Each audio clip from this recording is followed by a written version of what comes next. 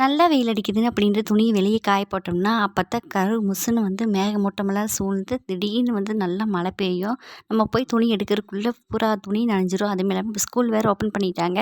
Compulsory uniform வந்து டெய்லியுமே துவைக்கணும். அதனால வந்துட்டு இப்போ சைட்லேயே வந்து கொடி கட்டி நல்லா காய போட்டுட்டேன். காலையில் பிரேக்ஃபாஸ்ட்டுக்கு நாங்கள் இட்லி செஞ்சுட்டோம். இட்லி செஞ்சுட்டு நான் வந்து மட்டன் குழம்பு தான் எடுத்து வச்சுக்கிட்டேன். மதியானத்துக்கு லஞ்ச் செஞ்சு வச்சுக்கிட்டேன். இப்போலாம் வந்து செடியில் நிறையவே பூ பூக்குது. மழையும் பெய்யுது, வெயிலும் அடிக்கிறதுனால இப்போ இதெல்லாம் செடியில் நிறைய பூ பூக்குது. இப்போ கொஞ்சம் கொஞ்சமாக தான் இருக்குது. கொஞ்சம் வெயில் அடிச்சப்போ நல்லா இருந்தது. இப்போ வந்து கொஞ்சமாக தான் பூ பூக்குது. அரளி செடியும் அதே மாதிரி தான் பூ பூத்துட்ருக்குங்க. ரொம்பவே ஹாப்பியாக இருக்குது. சாமிக்கு வந்து இதில் பறித்து வச்சுக்கலாம். ஸ்கூல் காலேஜில் போகும்போதெல்லாம் வீட்டு பக்கம் வந்து பூ போடுவாங்க. இப்போ வந்து கட்டி கட்டி கொடுத்துட்டே இருப்போம். பூ வைக்கிறக்கே டைம் இருக்காது. நான் அப்போவே நினைப்பேன் இந்த பூவெல்லாம் ஒரு நாள் சாமடை போகுது அப்படின்ட்டு. இப்போ பூ வைக்கணும், பூ விலையை கேட்டோம்னாலே முளம் வந்து 100 அப்படிங்கிறாங்க. அன்றைக்கி வந்து ஃபங்க்ஷன் டைமில் வந்து 100 கொடுத்து வாங்கி வச்சுட்டு போனேன். இதுக்காகவே வந்து இப்போ வந்து மல்லிகைப்பூ செடி